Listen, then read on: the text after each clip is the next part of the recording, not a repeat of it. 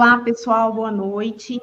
Sejam todos bem-vindos ao webinar de ventilação domiciliar no tratamento dos distúrbios do sono, que são destinados aos desafios vivenciados pelos fisioterapeutas, uma parceria entre a CEMOSDREIC e a Sobrafir, a quem nós agradecemos pela oportunidade. Eu sou Letícia Rodrigues, sou fisioterapeuta e especialista de produtos pela CEMOSDREIC. Gostaria de agradecer, a honra de estarmos presentes aqui com a doutora Yara, a doutora Yara Maciel Ribeiro. Ela é fisioterapeuta com especialização em fisioterapia hospitalar, mestre em fisioterapia em terapia intensiva, coordenadora da Priori Saúde e da equipe de fisioterapia do Hospital São Lucas, com expertise em oxigenoterapia. Doutora Yara, muito obrigada pelo aceite ao convite de estar aqui conosco nesse bate-papo. É um prazer enorme. Imagina. Boa noite, doutora. Eu que agradeço. Boa noite, pessoal. Boa noite, Letícia. Queria agradecer aí ao convite da CEMOSDREIC, a confiança da gente estar batendo esse papo aqui sobre a terapia do sono, sobre a apneia obstrutiva do sono. Agradecer a Sobrafir por esse espaço também. E vamos iniciar aí o nosso bate-papo. Eu queria dar a palavra a você, de acordo com o seu roteiro, e a gente vai desenvolvendo de acordo aí com os questionamentos também do pessoal que está junto com a gente, tá bom? Isso. Nós temos aí praticamente 180 inscritos, então agradecer mais uma vez a todos os presentes. E nós estamos com 50 presentes. Gostaria também de deixar aberto o nosso chat para vocês poderem participar, interagir conosco aqui nesse bate-papo. Bem, doutora Yara, inicialmente a gente inicia essa conversa gostaria que a senhora nos explicasse o que é a apneia obstrutiva do sono. Tá, então vamos lá. A apneia obstrutiva do sono é uma doença de saúde pública muito grave, tá? Que acomete mais de 30% da população. E ela tem uma característica que ainda precisa, eu acredito que agora, com esse salto aí das tecnologias, isso vai melhorar, mas ela é muito subdiagnosticada ainda, tá? A história da apneia obstrutiva do sono, a gente tem indícios lá na época de Creopta, 1816, tem relatos, vários relatos, tá? Na dinastia realmente da Ptolomeu, tem relatos da apneia obstrutiva do sono, só que só deu um salto nesse diagnóstico realmente na década de 80. Então, foi na década de 80 que a gente conseguiu entender um pouco mais e trazer diagnóstico e tratamento para essa doença, tá bom? E eu vou tentar falar de uma forma mais simples aqui, sem maiores delongas, porque o nosso tempo é curto e o assunto é longo, Eu acho que nós vamos ter aí o simpósio, que é onde a gente vai poder trazer isso de forma mais detalhada, tá? Uhum. Então, vamos lá. A gente dorme, nós temos o sono, não é isso? E muitas pessoas acham que o sono significa deitou, dormiu, que é uma atividade passiva, e não. O sono é uma atividade ativa, tá? E muito importante para a regeneração de todo o nosso organismo. E eu gosto de fazer uma analogia que eu faço no consultório com os meus pacientes, que é a seguinte: igual o carro precisa de gasolina, o nosso organismo, o combustível principal é o oxigênio. E quando a gente não recebe ele de uma oferta suplementar de oxigênio realmente, nós respirando, o ar tem 21% de oxigênio, a gente recebe esse oxigênio e faz a troca gasosa. Durante o sono, isso não é diferente. E é tão importante quanto. E todas aquelas pessoas que não conseguem dormir e respirar ao mesmo tempo, pode ser que elas tenham um diagnóstico de apneia obstrutiva do sono. Então, vamos trazer aqui, vamos fragmentar essa palavra para ficar mais claro. O que significa apneia? Então, apneia são paradas respiratórias. Então, a gente para de respirar. Se a gente para de respirar dormindo, a única forma que a gente tem de receber o nosso maior combustível e fazer as trocas gasosas necessárias no sangue é pela entrada do ar. Se eu paro de respirar, eu tenho um prejuízo dessa troca gasosa, tá? Por que a palavra obstrutiva? A palavra obstrutiva, quando nós dormimos, toda a musculatura do corpo relaxa, concorda? E aqui, ó, na passagem do ar, nessa via aérea superior nossa, assim como em todo o organismo, nós temos músculos.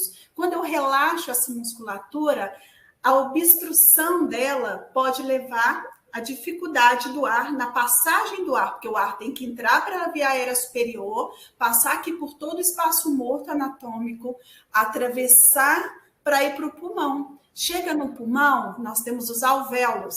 Então, chegamos lá no pulmão, tem um alvéolo, que é um saquinho, certo? O ar chega, do lado do alvéolo está passando ali todos os vasos sanguíneos.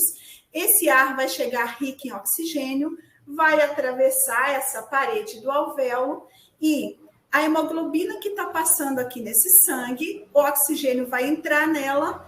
Esse sangue vai correr por todo o nosso organismo e vai entregar esse oxigênio. Na volta, ele vai captar o CO2. Então, é por isso a importância da nossa respiração, para o bom funcionamento do organismo. Então, a palavra obstrutivo nessa parada respiratória significa que quando eu durmo, todas as estruturas, ou alguma delas, uma das estruturas anatômicas, a língua, o posicionamento da língua, a musculatura aqui dessa região, ela obstrui, prejudicando que o fluxo de ar passe livremente e chegue nos alvéolos, onde ele precisa chegar para fazer a troca respiratória, tá? Que é o que o nosso organismo precisa para trabalhar efetivamente. Por que do sono? Porque a apneia obstrutiva do sono, ela acontece toda vez que você dorme. Então, não é só à noite. Eu dormi, quem tem essa doença já diagnosticada, se eu dormir, seja pela manhã, pela tarde ou à noite, eu tenho eventos de parada respiratória por obstrução e, com isso, prejudica todo o meu organismo. Tá? Então, a apneia obstrutiva do sono é isso, é uma doença grave, mas que tem diagnóstico e tratamento. Então, é muito importante, mas ainda a nossa realidade hoje, em 2022, é que ela ainda é muito subdiagnosticada. Tá? Por mais que comprometa 1/3 da população, né? Exato, 1/3 da população. Olha só, ainda tem nos estudos mostram que nos grandes centros chega a 40% da população, tá? Porque ela é uma doença que pode ser, Letícia, multifatorial. Sim. Tá bom? E olha só, isso são estudos falando do Brasil. Fora tem um número ainda maior, chega a apontar 60% da população a apresentar essa doença que é tão grave. E por que ela é tão grave, Letícia? Porque ela não se resume só ao sistema respiratório. Ela é sistêmica, né? Ela é sistêmica. Porque se ela compromete o recebimento do nosso combustível principal, que é o oxigênio, ela acaba tornando todas as células do corpo, né? Exatamente. Tá? Perfeito. E, doutora Yara, então, como que é feito o diagnóstico e o tratamento da apneia obstrutiva do sono? Vamos lá. O diagnóstico, ele tem exame, né? O exame padrão ouro é a polissonografia, mas eu não posso só me atentar à polissonografia, porque a sintomatologia é o que me leva a me atentar e pedir uma polissonografia. Que seria o mundo ideal, Letícia? O mundo ideal seria que todos os check-ups realizados, a polissonografia fizesse parte dos check-ups. Eu acredito que o papel nosso, fisioterapeuta, depois que a Sobrafira aí, já colocou como uma especialidade reconhecida já para o profissional fisioterapeuta, a tendência disso tomar um rumo muito, muito benéfico para a população como um todo é muito grande. E como que eu preciso divulgar isso? Porque eu só consigo tratar a partir do diagnóstico. Sim. Certo? E a causa também, né? Que às vezes a doença cardiovascular diagnosticada no check-up, por exemplo, pode ter como pano de fundo justamente um distúrbio do sono, né? Sem dúvida nenhuma. O acometimento cardiovascular é um fato na apneia obstrutiva do sono crônica. É um fato, tá? Então, nós vamos chegar nessa parte, mas o que eu preciso? Então, eu preciso de um diagnóstico. O diagnóstico é feito com a polissonografia, com a sintomatologia, levando em consideração comorbidades, né?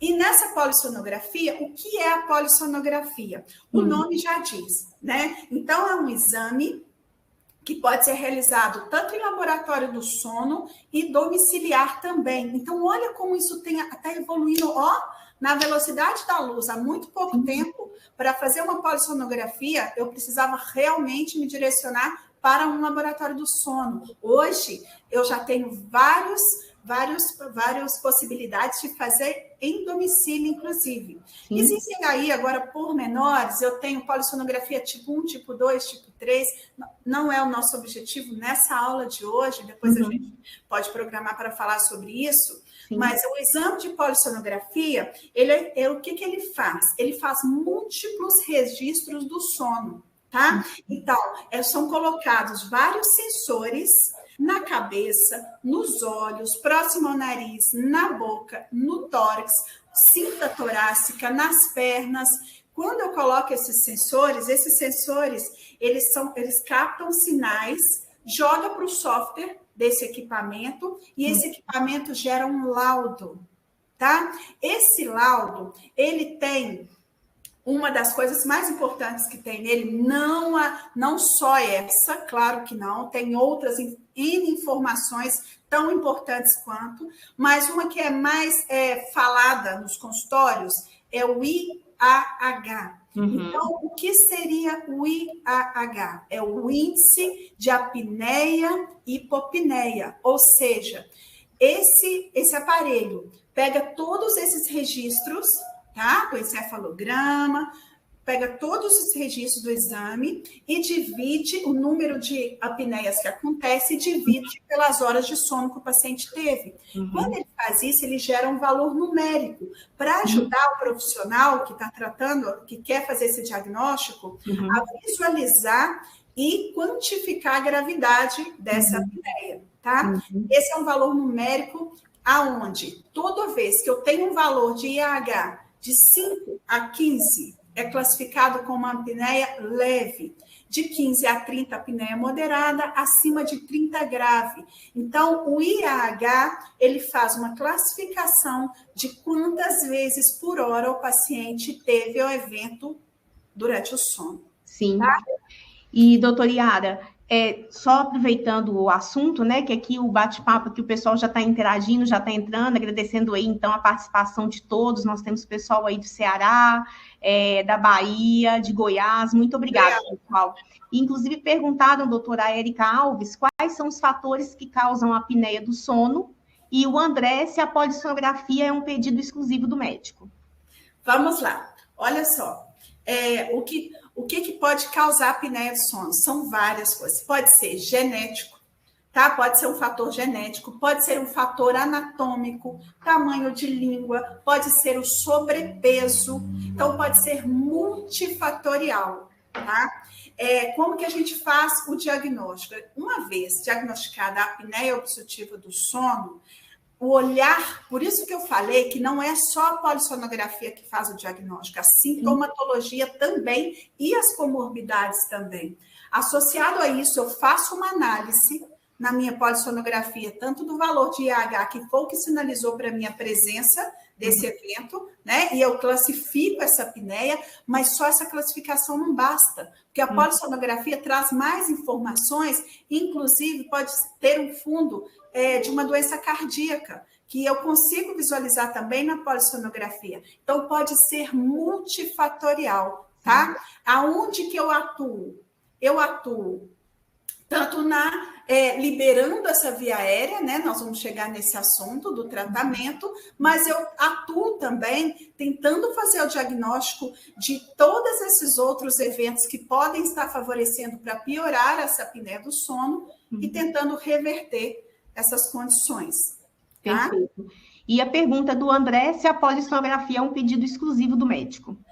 Então, a polissonografia, ela é um pedido. Aí nós vamos entrar em várias questões que eu preferia não tratar aqui nesse momento, tá?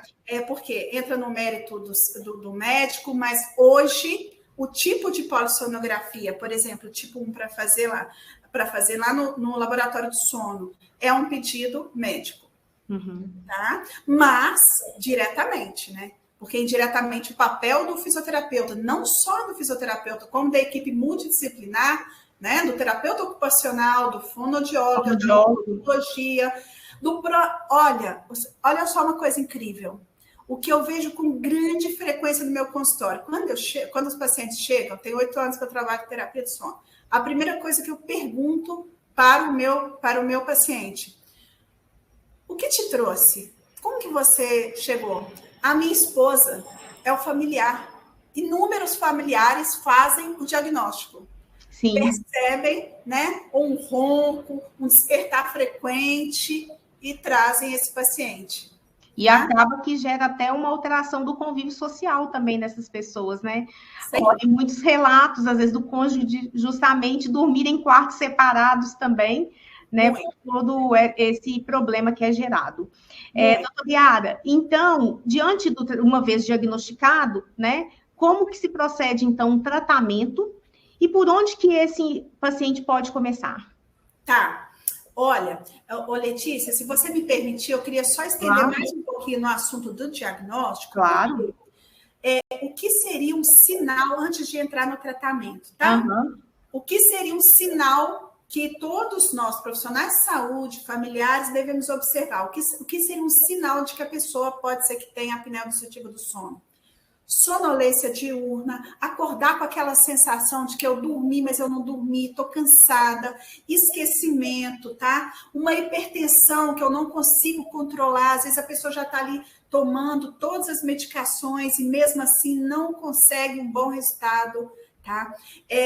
Boca seca, o próprio ronco, importante lembrar que todo mundo que tem apneia ronca, mas nem todo mundo que ronca tem apneia, é importante lembrar disso. Então, o diagnóstico bem feito é muito importante. Então, esse cochilo, nossa, onde eu encosto, eu durmo, né? Então, assim, são vários sintomas que levam a pessoa a pensar, opa, essa pessoa, será que não tem uma apneia do sono? Né? Porque os sinais são muito clássicos de uma noite mal dormida. Então, toda vez que a pessoa te relata o que você observa, mesmo sem ser um profissional de saúde, é igual eu estou te dizendo, muitos familiares identificam isso, que a pessoa dorme mal, é muito, muito importante buscar o diagnóstico correto. É claro que a sintomatologia te direciona, mas é muito importante buscar. Tá? Então, é muito importante. Nós, fisioterapeutas, que temos uma formação, fisioterapeuta respiratório aí, principalmente, né, que temos uma formação completa nesse sentido, temos que ficar muito atento ao todo o nosso redor e realmente direcionar, olha, por que não procurar fazer uma polissonografia, um diagnóstico correto, porque tem tratamento e é muito importante, e isso salva vida, transforma vidas. Tá? É uma coisa muito gratificante em consultório. Eu amo de paixão trabalhar com a apneia do sono, ajudando esses pacientes realmente a esse tratamento, porque o resultado é muito rápido e muito efetivo. E é uma resposta que transforma a vida. Tá? Uma vez que o próprio paciente vê a sua melhora, a adesão ao tratamento é bem melhor, né? Também. Muito, muito mesmo. Tá? A sua pergunta era? Então, com relação, uma vez feito o diagnóstico da apneia, como que será, então, o tratamento desse paciente? Como que se inicia o tratamento para esse paciente? Tá, vamos lá. Existe um mundo ideal e um mundo real. Mundo real. O paciente chega no consultório com o diagnóstico de apneia de sono. Primeira coisa que ele faz, que eu pergunto assim, e quando você teve esse diagnóstico, você entendeu bem? Não entendi, Yara. O que você fez? Fui para a internet. Claro, todo mundo vai para a internet, vai para o Dr. Google digital, que é a apneia de sono, né? Uma coisa muito comum, tá? E aí a pessoa vai encontrar, a primeira coisa que ela vai encontrar na internet quando ela joga isso, o comércio de equipamentos para tratamento de apneia de sono, que um dos tratamentos é o CPAP com a pressão positiva, nós vamos falar sobre isso, e dentre outros, e o comércio todo de descartáveis, máscaras, traqueias, né? Nada contra isso, acho muito importante, né? Esse livre comércio, isso é importantíssimo, a concorrência é muito importante, mas qual a primeira coisa mais sensata de se fazer quando eu tenho um diagnóstico de apneia de sono? É procurar um profissional, tá? Que seja realmente, que entende de terapia do sono, que sabe identificar como tratar, como te ajudar a tratar isso e como resolver todos os desdobramentos que vão ter durante o seu tratamento. Porque muitas vezes não é incomum, Letícia, a gente ter que mudar a rota, faz parte. Né? O tratamento da apneia do sono é muito individualizado. Então, a primeira coisa que a pessoa com diagnóstico em mãos de apneia do sono precisa fazer é procurar um profissional habilitado para tratar esse tipo de patologia, tá? E aí... Que aí é uma equipe multidisciplinar, dependendo do que levou a causa dessa apneia, como também o fisioterapeuta. Exatamente, como também nós fisioterapeutas, tá? Bom, e aí, o que acontece? Existe uma sociedade americana, a ASM, que ela tem um direcionamento muito forte para tratativas aí da apneia obstrutiva do sono. Isso é uma coisa que já é validado, por quê? O paciente vai chegar no seu consultório, ele vai chegar com diagnóstico de apneia leve, moderado ou grave. Eu estou falando, por enquanto, só do IAH, mas muito importante lembrar que a polissonografia não é só IAH. A polissonografia, diante do olhar de um profissional habilitado para isso, ela tem que ser estudada. O paciente tem que ir para o seu consultório com o exame dele, diante do exame dele em mãos, ali tem muitas informações que você tem que cruzar informações para chegar no tratamento efetivo para aquele paciente, tá? Então, uma vez que você faz esse diagnóstico, a recomendação, quando você tem uma apneia acima de 15, um IAH acima de 15 eventos por hora, ou seja, aquela pessoa tem 15 eventos por hora dormindo, pensa o que é isso? Eu tenho pacientes no consultório que tinham, né? Não tem mais, mas tinham 130, 140 eventos por hora, não dorme, né? Só pisca. E o problema é que a pessoa se acostuma com aquilo e acha que dorme. Né? Então, tendo esse diagnóstico em mãos, a apneia de moderada a grave, nós temos como tratamento padrão ouro o uso do CPAP, tá? Ah, Yara, então quer dizer que na apneia leve eu não vou utilizar o CPAP? Alto lá. A apneia leve, que você está dizendo, analisando exclusivamente o valor de IAH. Exemplo, eu tive um caso em consultório agora recente, mês passado, onde a paciente tinha um IAH leve, tá? Mas ela tinha uma saturação, ela passava 300 e tantos minutos do sono dela, 340 minutos do sono dela, com a saturação abaixo de 78. Então, essa paciente tem uma hipoxemia importante durante o sono dela. Então, ou seja, ela pode ser que ela tenha um número menor de eventos, mas pode ser que esses eventos sejam mais prolongados, tá? Onde vai gerar essa soma ali do IAH menor, por isso que eu não posso avaliar exclusivamente o IAH, tem N outros, dá uma aula só de polissonografia. Então, o paciente também de apneia leve, ele tem como benefício, muitas vezes, o tratamento com a apneia, com o CPAP, tá? Então, o CPAP hoje é o tratamento padrão ouro para a apneia do sono, e é incrível. Incrível, viu? Oi, doutora Yara, o pessoal aqui está interagindo muito no bate-papo, só voltando o seguinte, pediram para repetir, por favor, quais são as causas e os sintomas da apneia obstrutiva do sono, tá. Primeiramente, e aí depois eu passo a outra pergunta. Tá bom.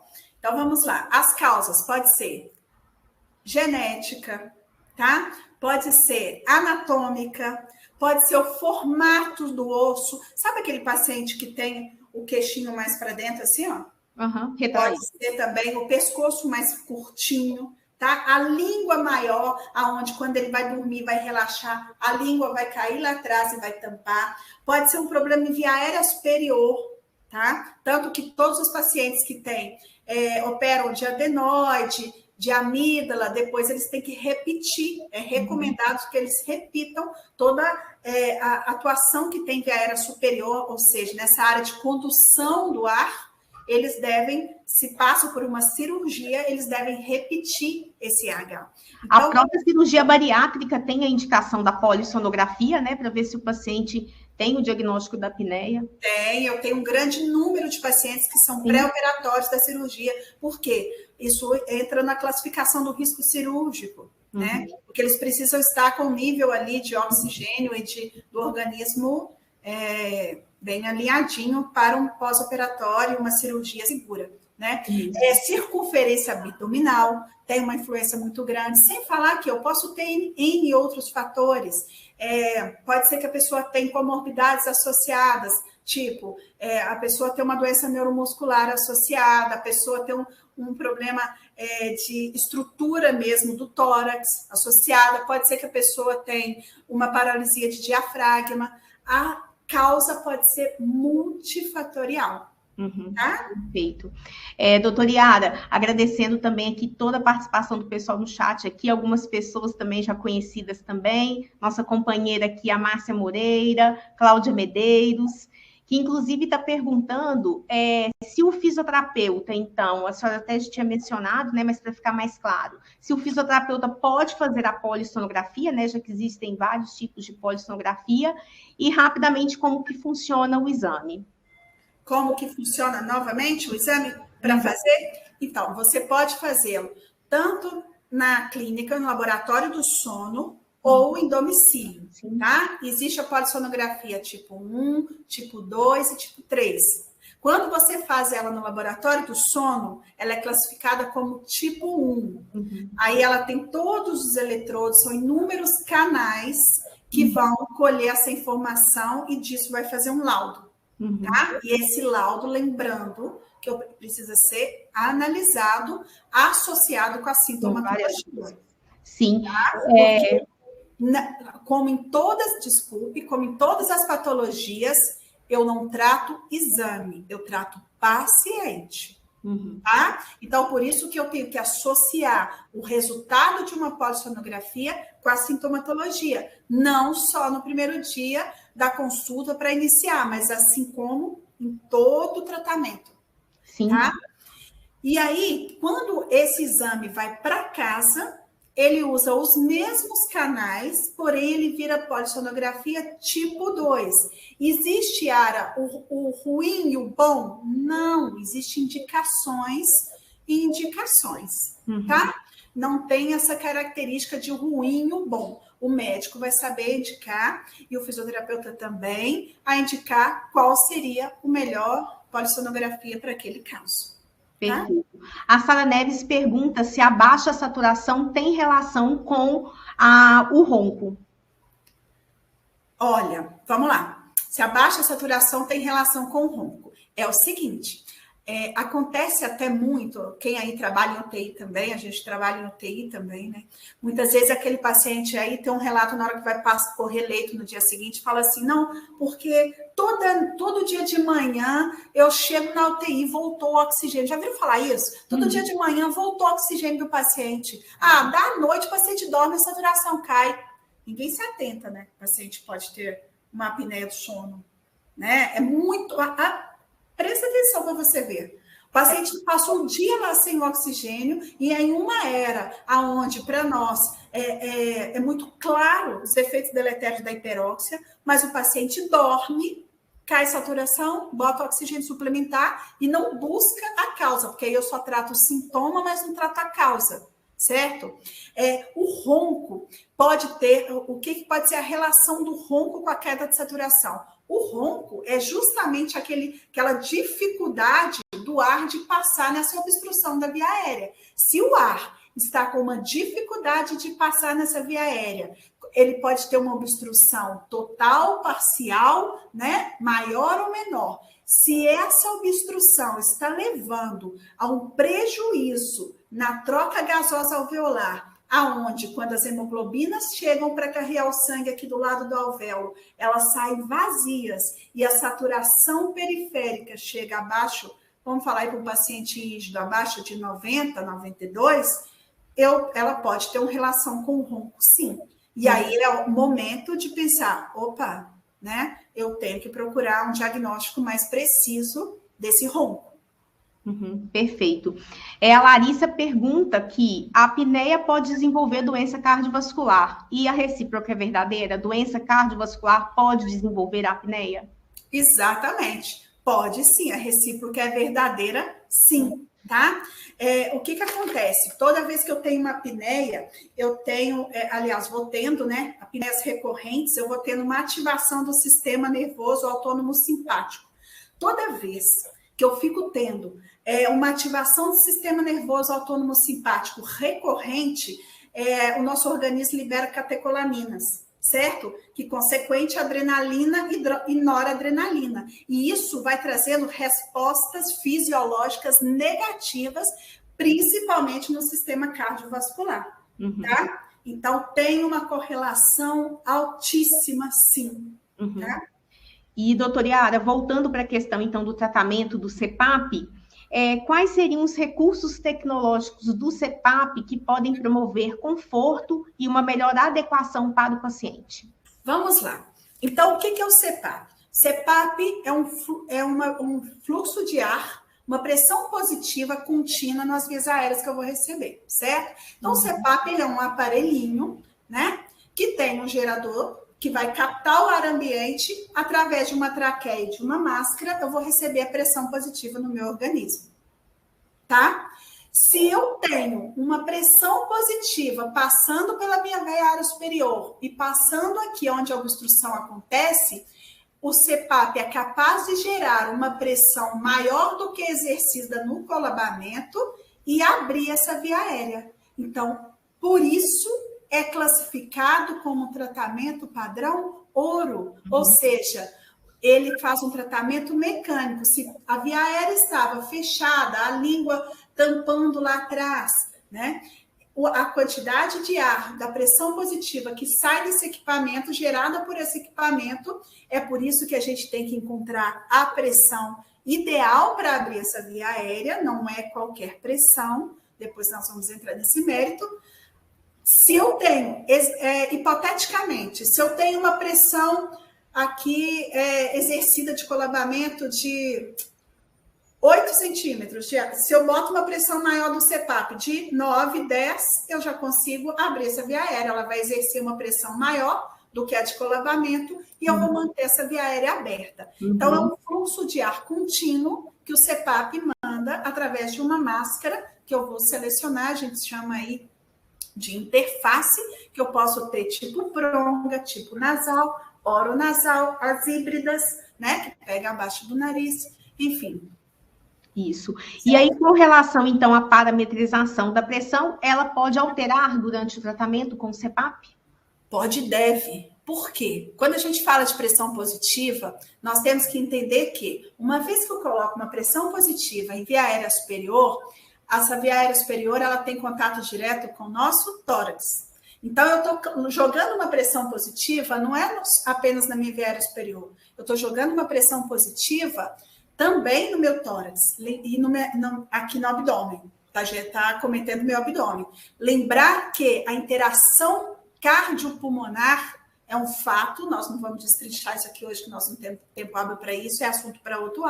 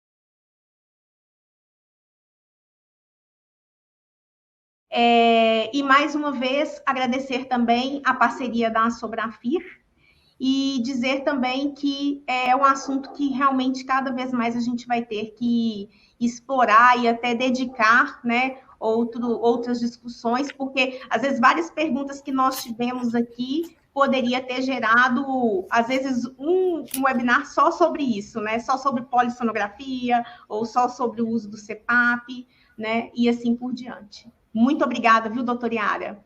Imagina, e eu queria deixar, assim, mais uma vez, parabenizar a Asobrafir por essa conquista, né, do reconhecimento dessa especialidade, convidar aí todos os colegas fisioterapeutas para realmente, o que nós precisamos de estudo nessa área, de muito estudo, de muita atuação. O mercado precisa de profissionais nessa área. É uma área extremamente gratificante em todos os sentidos. Vamos lá, vamos fragmentar isso aí para trazer o povo para cá mesmo. Por quê? É uma área que vai te ajudar economicamente, porque você pode comercializar serviço, produto, né? Sem falar que assistencialmente é uma ajuda ímpar para o seu paciente, você vê o resultado imediato, é uma satisfação muito grande você vê o produto de uma resposta. Tem paciente que chega e ele quer CPAP para a família inteira, tá? Então, realmente deixar aí, espero que a gente tenha conseguido despertar, é claro que esse aqui renderia horas e horas de assunto, tem muito assunto, mas tomara que a gente tenha conseguido despertar nos colegas profissionais que estão aí com a gente. Busquem essa área também, é uma área que dá para você associar com outra área que você já pratica, dá sim para casar, para comunhar, e eu te garanto, você não vai arrepender. Viu? Com certeza. Então, mais uma vez, muito obrigada a todos. Obrigada, doutora Yara, obrigada, Asobrafir, e uma boa noite a todos. Boa noite.